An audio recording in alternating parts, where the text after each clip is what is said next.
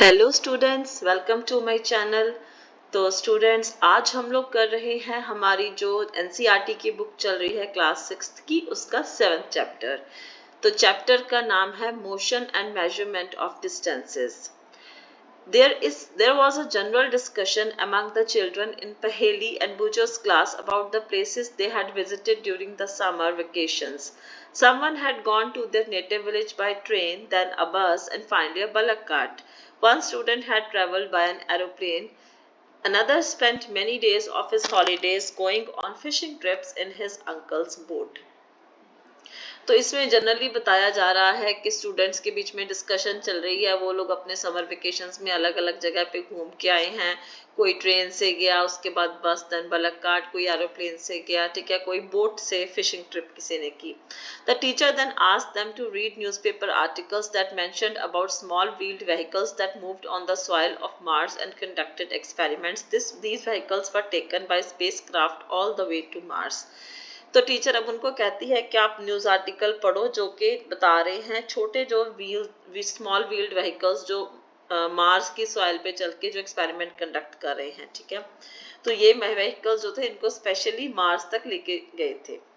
Meanwhile, Paheli had been reading stories about ancient India and wanted to know how people traveled from one place to another in earlier times.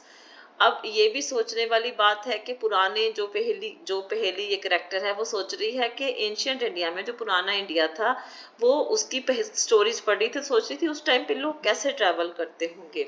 तो हम लोग कर रहे हैं story of transport, ठीक है जी। तो पुराने समय में ना लोगों के पास कोई भी मीन्स नहीं होते थे ट्रांसपोर्ट के। तो जनरली वो लोग चल के जाते थे या फिर और जो सामान वगैरह है उसको अपनी बैक पे लेके जाते थे। और उसके बाद फिर उन्होंने एनिमल्स का यूज करना शुरू कर दिया ट्रांसपोर्टेशन के लिए, ठीक है। और अगर हम वाटर की बात करें तो बोट्स वगैरह यूज होती थी पानी से जाने के लिए, ठीक है। बोट्स भी क्या होती थी, सिंपल लॉग्स होते थे वुड के जिनकी हॉलो कैविटी होती थी ताकि वो डूबे नहीं, ठीक है। उसके बाद जो लोग थे उनको पता चला कि नहीं, हम लोग जो पीसेस ऑफ वुड को इकट्ठा करके हम लोग उसको बोट की शेप दे सकते हैं, ठीक है जी। और ये जो शेप है इसने ये क्यों कैसे ली गई शेप, एनिमल से ली गई, शेप ऑफ एनिमल। जैसे हम लोग फिश की बात कर रहे थे स्ट्रीमलाइन, तो बोट को भी स्ट्रीमलाइन बनाया गया। लोगों ने सोचा अगर फिश जा सकते पानी में तैर सकती है तो अगर बोट को हम लोग स्ट्रीमलाइन बनाएंगे तो वो भी इसी तरह से तैर सकेगी, ठीक है। और उसके बाद सबसे बड़ा जो रेवोल्यूशन था वो था व्हील की, चक्के की इन्वेंशन, ठीक है जी, जिसने सारे मोड्स ऑफ ट्रांसपोर्ट को चेंज कर दिया। अब आपको पता होगा कि व्हील की इन्वेंशन को दुनिया की सबसे इंपॉर्टेंट इन्वेंशंस में से एक माना जाता है, ठीक है। अब वही व्हील जो था उसका डिजाइन धीरे धीरे करके इम्प्रूव होता गया, ठीक है। उसके बाद जो बुलक पुल कार्ट्स वगैरह बने, ठीक है, उनपे व्हील्स लगे होते थे, एनिमल्स उनको पुल करते थे। अगर हम 19th सेंचुरी के बिगिनिंग की बात करें तब भी पीपल लोग जो थे वो एनिमल्स पे, बोट्स पे और शिप्स पर वगैरह पे डिपेंडेंट थे ट्रांसपोर्टेशन के लिए। उसके बाद एक बहुत इंपॉर्टेंट इन्वेंशन हुई स्टीम इंजन की, ठीक है। तो वो बहुत इंपॉर्टेंट था और स्टीम इंजन के साथ आई हमारे पास रेल रोड्स, ठीक है। वहां पे स्टीम इंजन जो है कैरियजेस और वैगन्स को खींच के एक जगह से दूसरी जगह लेके जाता था, ठीक है जी। तो ये सारा हमारे पास देखो, ये है, ये साइकिल हो गया, ये हमारा एरोप्लेन हो गया, ये हमारे पास शिप हो गया, ये हमारे पास बुलक कार्ट हो गया, ये हमारे पास बस हो गई, ये हमारे पास रेलगाड़ी हो गई। ओके, उसके बाद क्या है, later came automobile such as motor cars, trucks and buses. उसके बाद ऑटोमोबाइल्स का जमाना आया, जैसे मोटर कार्स है, ट्रक्स है, बसेस है, ठीक है। Motorised boats and ships were used as means of transport on water. पानी के लिए बनी मोटराइज्ड बोट्स और ships. The early years of 1900 saw the development of aeroplanes और 1900 के early years में aeroplanes बनाए गए। These were later improved to carry passengers and goods। उसके बाद इनमें improvement आती गई, ये लोगों को और सामान को एक जगह से दूसरी जगह by air ले जाने लगे। Electric trains, monorail, supersonic aeroplanes and spacecraft are some of the contributions of 20th century। तो 20th century में ये सारे आए। Figure 7.1 shows some of the different modes of transport. Place them in correct order from the earliest modes of transport to the recent modes. तो ये एक activity है। Are there any of the early modes of transport that are not in use today? कोई ऐसा mode है transport का जो हम लोग आज नहीं यूज करते, ठीक है जी। ये एक सवाल है। How wide is this desk, how did people know how far they have travelled, अब मैं इस जगह से दूसरी जगह आया, मेरे को कैसे पता चलेगा कि मैंने कितनी दूर ट्रेवल किया है। How will you know whether you can walk all the way to your school और whether you need to take a bus और rickshaw to reach your school. अब हम लोग कहते हैं ना कि मेरा स्कूल तो पास में ही है, मैं चल के चला जाता हूँ, या मेरा स्कूल दूर है, मैं बस पे रिक्शा पे जाता हूँ। आपको कैसे पता चलता कि कोई चीज नजदीक है या दूर है। When you need to purchase something, is it possible for you to walk to the market? जब आपको कोई चीज लेनी होती है, क्या आप मार्केट चल के जाते हो? How will you know the answers to these questions? तो आपको कैसे पता चलता है कि कोई चीज जगह आपके पास है या दूर है? It is often important to know how far a place is so that we can have an idea how we are going to reach that place. Walk, take a bus or a train, a ship, an aeroplane or even a spacecraft. तो हमें जब पता चलेगा कि कोई जगह मेरे से कितनी दूर है, उस हिसाब से मैं देखूंगी कि मेरे को चल के जाना है, ट्रेन और बस पे जाना है, या फिर शिप पे जाना है, या एरोप्लेन पे जाना है, इवन स्पेसक्राफ्ट पे जाना है। ठीक है। Sometimes there are objects whose length और width are need to know. In Paheli and Bujo's classroom there are large desks which are to be shared by two students. Paheli and Bujo share one desk but frequently end up objecting that other is using a larger share of the desk. अब बच्चे classroom में बैठते हैं, ठीक है, एक desk पे कई बार दो दो बच्चे बैठे होते हैं, तो कहता है कि दोनों की लड़ाई हो रही है कि तुमने ज्यादा जगह यूज की और मेरे को कम जगह मिली। On teacher's suggestion, they decided to measure the length of desk, make a mark exactly in the middle of it and draw a line to separate the halves of the desk. Teacher ने कहा भाई इसकी length जो है आप major कर लो, एकदम centre में एक मार्क लगाओ, उसके बीच में लाइन खींच दो और आप दोनों इक्वल इक्वल आप दोनों को मिल जाएगी। Both Paheli and Bujo are very fond of playing gilli danda with their friends. Bujo brought a set of gilli and danda with them. अब इनको गिल्ली डंडा खेलने का बहुत शौक है, तो बुजो जो था एक सेट ऑफ गिल्ली डंडा लेके आया। Here is how they try to measure the length of desk using डंडा and the गिल्ली। ठीक है, अब क्या था, अब उसने क्या किया, तो गिल्ली डंडा से उसने उस डेस्क को मेजर किया। The desk seems to be having a length equal to 2 danda lengths and 2 lengths of गिल्ली। ठीक है, अब उसको पता, उन्होंने देखा कि जो डेस्क है 2 डंडे और 2 गिल्ली जितनी उनकी लेंथ है। ठीक है, drawing a line in the middle of the desk leaves each of them happy with half of the desk equal to a danda and अ गिल्ली इन लेंथ। तो क्लियर है, अगर डेस्क की लेंथ जो है वो है 2 डंडा और 2 गिल्ली, तो उसका हाफ कितना होगा, 1 डंडा और 1 गिल्ली। ठीक है जी। After few days the marked line gets wiped out. Bujo now has set of gilli danda has new set of gilli danda as he lost his old one. अब कुछ टाइम बाद लाइन भी मिट गई और उसका गिल्ली डंडा भी गुम गया, तो अब उसने क्या किया, एक नया गिल्ली डंडा खरीदा। ठीक है, here is how the length of desk seem to measure using the gilli danda. अब देखो ये ऐसे करके उन्होंने मेजर किया है। ठीक है जी। अब नए सेट के साथ कैसे आया, वो पुराने सेट के हिसाब से तो ठीक था। Now when measured with the set of gilli and danda, the desk length seems to be about 2 danda lengths and 1 gilli length, with the small length still left out. This is less than 1 gilli length. Now what? अब 2 डंडा, 1 गिल्ली और उसके साथ थोड़ी सी जगह और जो कि 1 गिल्ली की नहीं है, थोड़ी सी एक्स्ट्रा है, तो अब क्या किया जाए? What would you suggest Paheli and Bujo do to measure the length of whole desk? Can they use a cricket wicket and balls to measure the length, or do you think this might create a similar problem? अब आपको क्या लगता है उनको कैसे जो है इसको measure करना होगा? One thing they could do is to take a small length of string and mark 2 points on it. This will be the string length. They can measure the breadth of disc in the string lengths. How can they use the string to measure distances less than the length of string? They can fold the string and mark into 1/2, 1/4 and 1/8। ठीक है, तो string ले लो, सीधी सी बात है, एक string ले लो, ठीक है, उसको डेस्क के एक साइड से रखो और दूसरी साइड तक जहां पे भी तक पहुंचता है तक मार्क लगा दो और फिर उसको फोल्ड कर दो, तो हाफ पता चल गया। ठीक है जी। Now perhaps Paheli and Bujo can measure the exact length of the desk using the string. You would say that they should use the scale of in their geometry box and solve their problem. Yes, of course, scale भी use कर सकते हैं अपने geometry box का। Bujo has been reading about the way people used to measure distances before such standard scales were made, and he has been trying to follow different methods of measuring distances. अब बुजो ये देख रहा था कि standard scale के बनने से पहले लोग कैसे मेजर करते थे. There are so many occasions when we come across a need to measure lengths and distances. बहुत बार हमें तकरीबन हम लोग की आमतौर की भाषा में ही हम लोग लेंथ की बात करते हैं, डिस्टेंस की बात करते हैं. कोई जो टेलर है, अब वो कपड़े सीने होते हैं, उससे कपड़े सिलाई करने होते हैं, तो उसको भी तो नापना पड़ता है. कारपेंटर है, उसको भी नापना पड़ता है वुड को. ठीक है, फार्मर को पता होना चाहिए कि उसका जो खेत है, उसने जो बीजना है, कितनी लेंथ है, कितनी विड्थ है. ठीक है, suppose you are asked to how tall you are, you want to tell the length of straight line from top of your head to the heel of your feet. ठीक है, तो अगर आपने किसी की अपनी लेंथ जो है आप बताना है कि आप कितने टॉल हो, तो वो भी आपको अपनी जो टॉप ऑफ द हेड से लेके फीट के जो हील है, आपको वहां तक उसको करना पड़ता है, उसको मेजर करना पड़ता है. ये रूम कितना लंबा है, डेस्क कितना वाइड है. ठीक है, दिल्ली लखनऊ से कितना दूर है, how far away this moon away is the moon from earth, earth से मून कितना दूर है. ये सारे क्वेश्चंस बहुत कॉमन है और सब में हम लोग डिस्टेंस मेजर करते हैं. The two places may be close enough like the two ends of table or they may be far apart like Jammu and Kanyakumari. अब टेबल के दो हिस्से जो बहुत नजदीक हैं, ऐसी भी कोई चीजें हो सकती हैं और कोई ऐसे भी हो सकती है जिसमें बहुत दूर हो, जैसे जम्मू से लेके कन्याकुमारी तक. Let us do a few measurements to see what exactly we need to do when we measure distances or lengths.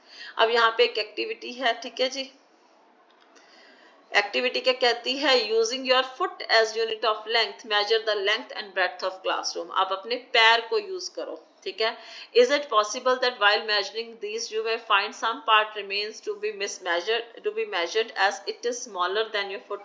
अब फुट तो हम लोग यूज करते हैं, लेकिन क्या होता है कई बार कुछ हिस्सा रह जाता है. ठीक है, वो हिस्सा क्यों रह जाता है, क्योंकि पूरे फुट जितना नहीं होता.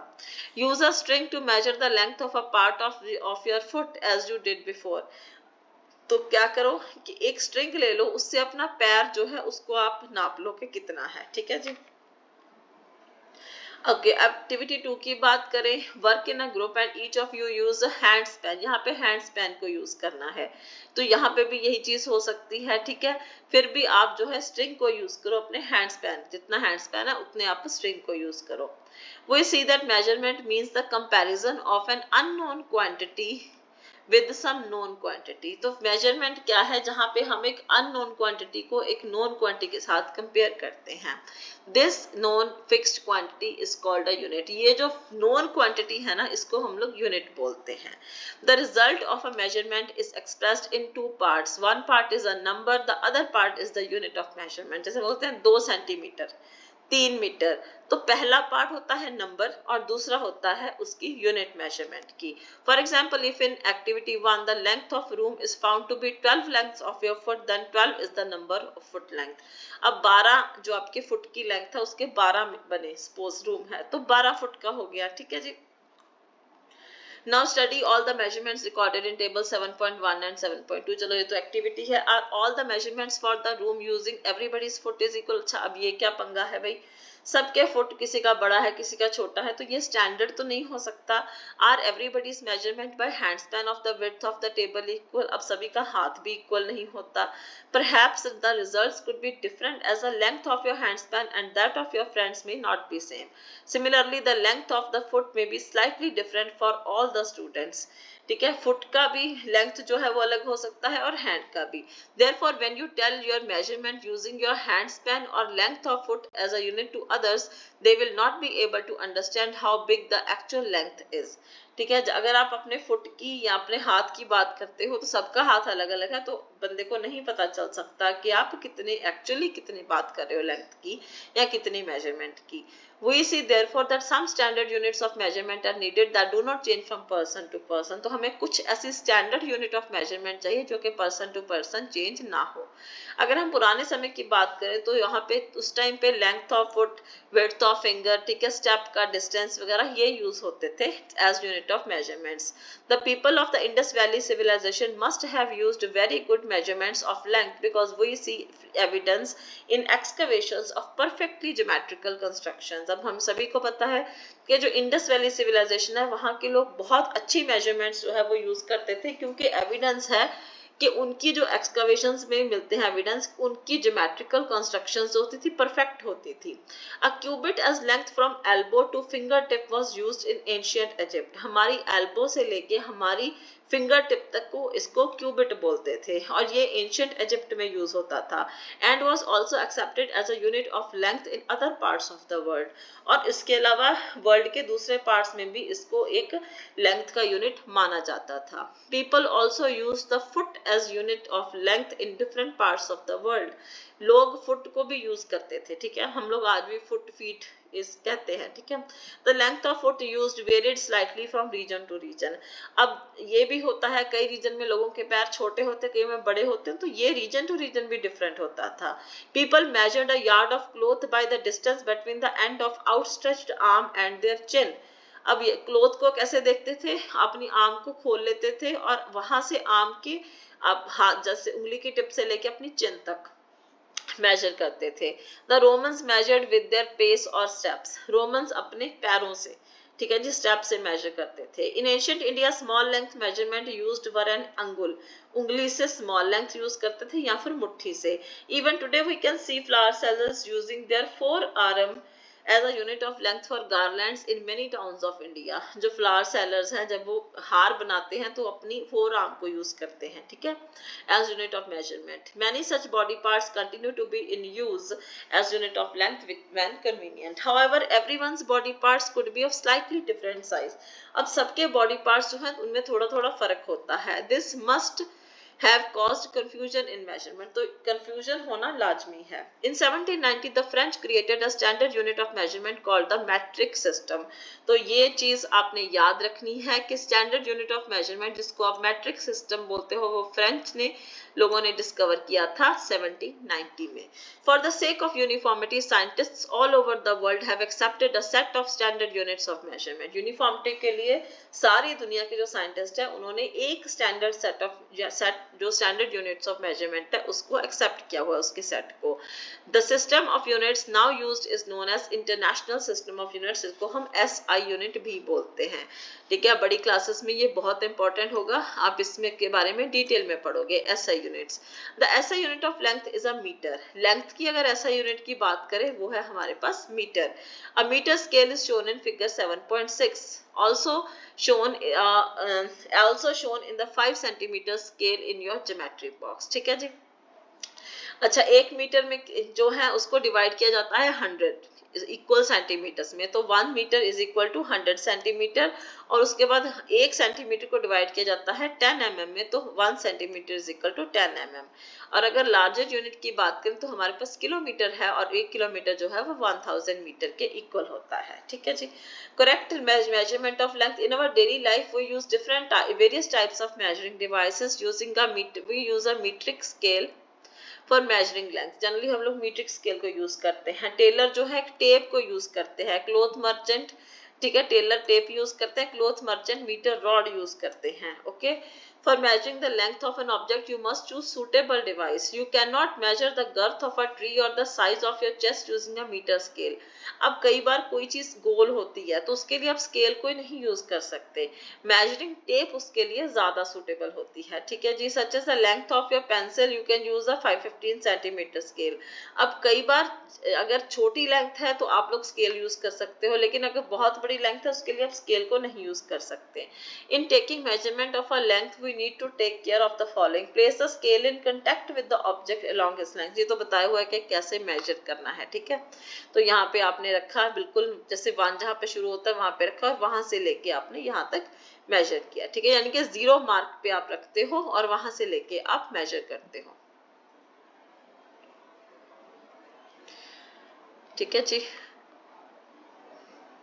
अच्छा, उसके बाद आपकी आई की करेक्ट पोजीशन वो भी जरूरी है, ठीक है। कई बार आप इधर से देखते हो उधर से, तो स्केल भी सीधा रखना जरूरी है। ये सारा कुछ थोड़ी जनरल चीजें जो है बताई गई हैं।